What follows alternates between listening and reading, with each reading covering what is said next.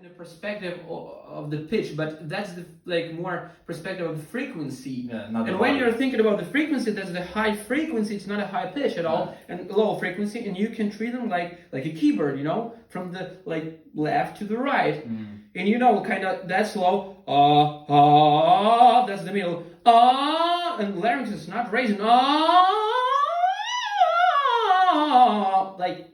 You can go high, you can connect right through the second, third, and fourth passage right to the whistle voice, and go lower without raising larynx too much. But as for the high larynx, we should learn how to raise just a bit for the belting stuff, because from the one hand we can vocalize different. Like rock. Yeah, for example, we can have that's connected tone, but it's breathy tone. I call this soft mode. You can do this arpeggioless connected, but it's head dominant. Then you can go it's more chest dominant, and also can go and it's more pure chest belt with raised larynx. Raised larynx is not high larynx. So I'm controlling the larynx and I'm dampening just a bit. I'm opening the valve, I'm modifying the valve, and I'm adjusting the frequency. Right. Exactly. But I'm not thinking, even with this thicker mass, it's really kind of powerful sound. But I'm not trying to reach, It's more straight here. Yeah. I'm mentally, and that's why this mental projection is right But here, rather than larynx are raised a little bit. Yeah, the style. exactly. So raised larynx, it's not a high larynx.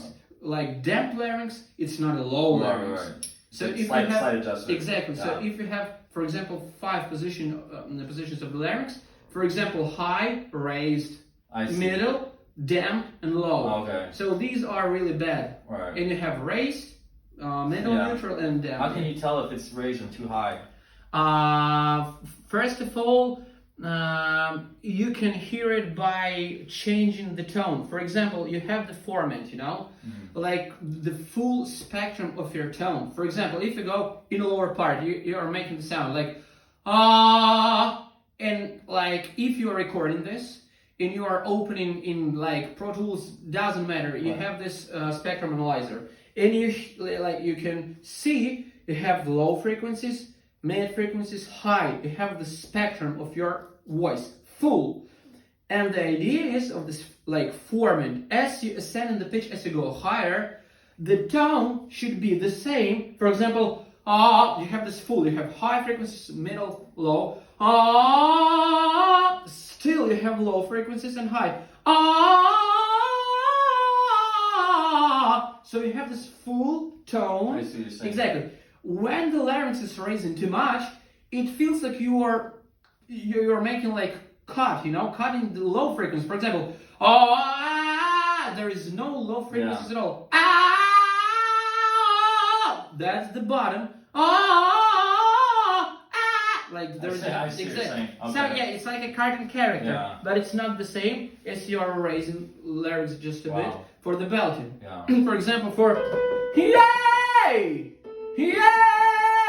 it's pure chest belt, B4, full chest voice. But I'm opening the valve. Still, I'm adjusting the frequencies to make it full. Yeah, I'm boosting you have 4 dominant harmonics in a format, first, second one, third one, and fourth one, and that's the main difference between classical operatic tone and between contemporary belting tone. So contemporary singers are usually boosting the third and fourth, this high frequency. So that's the yay. For example, classical is more it's more kind of second harmonic, more darker tone. That's why classical singers are covering the vowels. They're going